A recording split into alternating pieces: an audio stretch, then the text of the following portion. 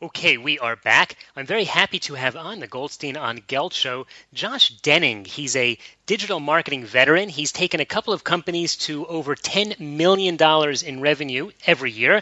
And now he's left to set up a fabulous podcast called The Tropical Entrepreneur Show and his own private consulting agency to help people set up digital companies. Josh, real pleasure to have you. Thank you, Doug. Thank you so much for having me on the show, and I'm really looking forward to providing some incredible value for the audience. Okay, if not, we're going to ask for our money back. So you recommend that people set up in the tropics in order to kind of bootstrap a new business. Why is that? I do, Doug, and look, it's a good question. Well, first and foremost, who wouldn't want to live in the tropics? It's beautiful weather, hurricanes all year round. Okay, hurricanes, of course, but then also islands just around the corner. It's an amazing part of the world to call home, really. And from a business perspective, though, living costs are very low. Dedicated and intelligent staff are reasonably priced. Taxes are low compared to many countries. And to get to the point, the costs of doing business are downright extremely low. You can set up a very solid foundation over here for $10,000 to $20,000 quite easily, whereas to do the same in Australia or the US or UK or many of those other kinds of countries in the same level, you're going to get the same amount for probably $100,000. So it's like 1/10 to do business here versus the West. Okay, and you get to be on the beach. Of course, absolutely. Well, not so much while you're working because you get sand in your laptop, but you can always head over to the beach after work or for the weekend. Okay, so let's say that someone doesn't actually necessarily want to move to the tropics, but wants to benefit from the services of people, working there in order to set up, to bootstrap a business. Is that still possible? It definitely is. It's probably, if you're not actually moving, Thailand may not be the best way to go. I stand corrected there. I correct myself. There's a lot of outsourced services in Thailand, and it's not often used. So if you look up, Thai web design companies and Thai SEO companies and things like that, you can actually get a decent website put up in Thailand for like $500. And I'm talking about a full e-commerce website. Which is really incredible. But if you're looking for people to do client services, anything where English is involved or anything like that, better off using, a country like the Philippines, I would suggest, or India as well. But for moving, Thailand's really incredible. Okay, so you mentioned the term e-commerce, and one of the issues that I think a lot of people wonder about is they say, listen, how is it possible that I could compete on the web when, for example, you can go to Amazon and buy anything on the planet? What value? What would be my value proposition to set up an online company? That's a really great question, Doug, and it's something that I think a lot of people think absolutely correct. And the reason is because Amazon, they don't have, they do have a value proposition, and their value proposition is that we provide everything under the one roof and that we're very big and there's reviews and yes, people like that. But one advantage you can have as a owner-operator or a smaller, more nimble e-commerce store is you can have a very, very clearly defined value proposition or unique selling proposition. And I think clients on the web really like to find a business that specifically specializes in stuff. So if you could be the best golf clubs provider, or you could be the best, massage shop solutions provider in terms of you've got all the oils, you've got training, you've got, maybe video coaching, you've got certification courses. Or whatever it is, I think that's one of the big areas that you can really get ahead. For example, I know a husband and wife team that I worked with a digital agency, and they're in swimwear. Their husband happened to be a developer, but that's not necessary at all. And him and his wife together got their e-commerce store up to $150,000 a month, specializing in swimwear. So that's where I think the competitive advantage is in specializing. Okay, so that does sound like it's a great example, but let's dig into this a little deeper. In order to get people to find you on the web, don't you have to advertise? And doesn't Amazon have hundreds of millions of dollars in their war chest that they can bring to the fore, whereas people like you and me don't have quite that much? That's absolutely correct. And actually, I'm glad you bring that up because the very fact of the matter is that you can actually use that advertising budget that they're putting into marketing to your advantage by actually leveraging Amazon as a place where you put your products. So you can actually set up your store on Amazon. You can set up your store also on eBay. And there are a couple of other sites around like Amazon and eBay, if you search, that you can find that you can also put on your products. And you can get your first sales from the initial customer from Amazon or from eBay or from another one of these sources. And then what you do is when you send the product out, unless you're dropshipping, of course, which we can maybe go into later, but if you're the one, if you've got the actual product, what you do is you then maybe throw in a little bit extra, something cheap that doesn't cost you a lot of money, so it's a bit of a perk and they feel, wow, I got some more value for my money. But then also put a business card in, maybe with a coupon as well, which directs that client or that person that you've first found in Amazon back to your own personal e-commerce site. That way, then you're not actually having to continually pay the fees for Amazon on that exact customer, but you've used Amazon as a direct client acquisition model and leveraged the money that they're putting into marketing and advertising. You can also do marketing and advertising as well to bring people in direct, but leveraging, the huge stores like Amazon and eBay is a great way to get started and get your first few customers. Okay, and of course you benefit by the client feeling the safety of having Amazon behind the deal. We're talking with Josh Denning, who's a digital marketing expert. He also has a podcast and he consults with people about setting up their own businesses. Josh, tell us, how can people build a client base other ways other than advertising?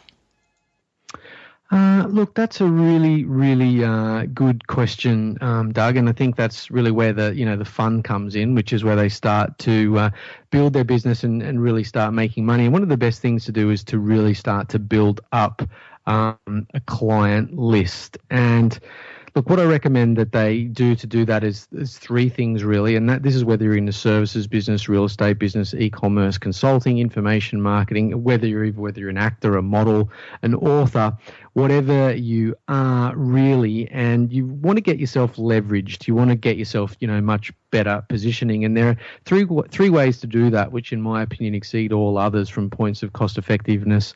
These are low cost, relatively easy, and can gain serious momentum for you within, 12 weeks. And they are: one, you want to get yourself a podcast. And you really want to be producing that podcast at least twice a week. The more the better, and get it in iTunes. You definitely want to get yourself a blog set up and get yourself a good content strategy, meaning work out who your ideal customer is, what they're interested in, what their problems are, and answer those and help them solve those problems in the form of content on the blog. And you also want to self-publish, meaning you want to get a book done.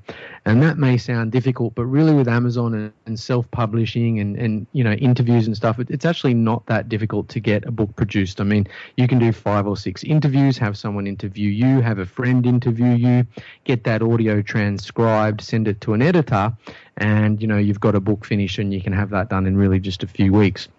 Interesting. Let's talk a bit about the blog issue, because this has come up recently. I'll tell you, in my own life, my daughter has for the past couple of years been working as a therapist for autistic toddlers, and she learned a huge amount. And this is a real kind of niche market, 2 to 4-year-old children who have autism, and this is a time when the parents are first discovering it. In other words, they don't even know it's a problem until usually about this age. So what she's done is she's created a blog where she's trying to share with people what she's learned and some tricks and techniques, both for parents as well as other therapists or teachers who deal with it. So I think this is a good example of something which you could not buy on Amazon. There's nothing to buy there at the end. But in order for someone like that, and she's got an entrepreneurial spirit, and I think a lot of people are like that. They have a certain experience or a certain knowledge that they'd like to share, but how do they get recognition? How do you find people, or how do people find you in order to to get them to come to you and hire you as a consultant, or to even buy the book that you suggested they write? Sure. Look, it's definitely something it's a great question, and it can take a little bit of time, but there are definitely some hacks and some shortcuts and some best practices to get you there a lot faster. And I'm going to kind of go around the question, and then I'm going to come back and answer the question again, because there's a couple of things that are really so important to really answer that question that I think people need to think about first. And really, the first and most important thing that people are thinking about when they're doing this is their customer avatar. And that's really, you need to figure out exactly who your ideal clients are, then boil them down to, that one or those two ideal people. And one ideal person could mean that, it's a husband and wife. You need to give them a name, you need to give them an age, and more importantly, you need to work out what they love, what they hate, what they constantly think about, what they desire, what frustrates them, and then try and really figure out, 10 or 20, or the more questions, the better, that they have, that they're burning to figure out, and then 10 or 20 questions that that they should be asking, that is the questions that they really need to know the answers to. And then once you've figured, those things out, you want to really create some pillar posts, which means really thorough, long, in-depth content pieces that cover one of the questions or one of the should have asked questions, or really dig into solving some problems for them. And you want to make sure you give that piece a really good headline, lay it out, make it look nice with some images, spread it out with bullet points.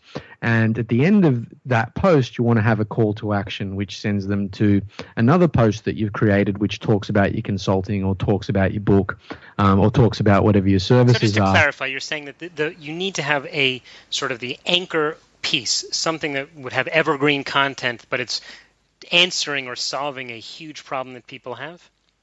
Exactly, yeah. And you really want to have several of them. Ideally, probably 2 or 3 series of about 3 posts. So if you said 3 series of 3 posts, so there's 3 part. So it's a 3-part series. So there's 3 posts to 1 series, and then you've got 3 of those. So that's 9 pillar posts that drill deeply down into, say, the 3 most common needs, frustrations, requirements of that customer avatar, and then each of the pillar posts answering one big question, and then those 3 questions combined in the series leading to the transformation that your ideal avatar is looking to get.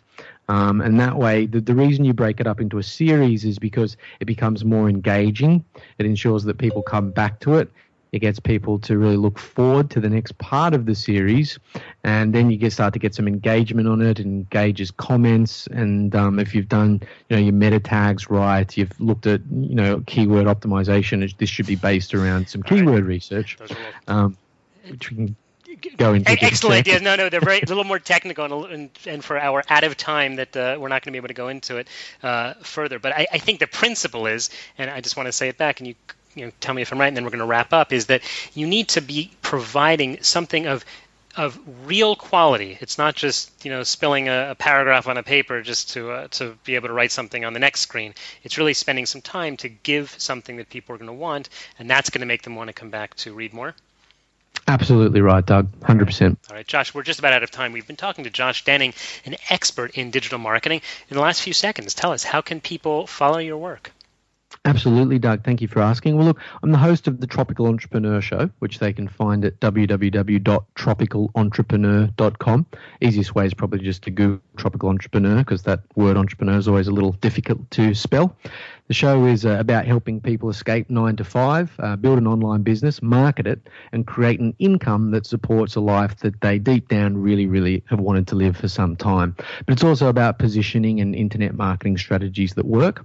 And I'm also the founder of Smart ROI, soon to become the content company.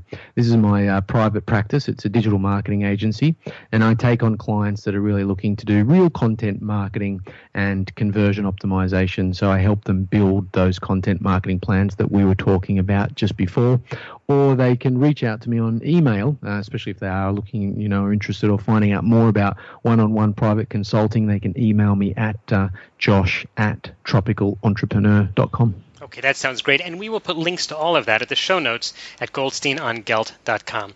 Josh, thanks so much for your time. It was a pleasure, Doug. Thank you.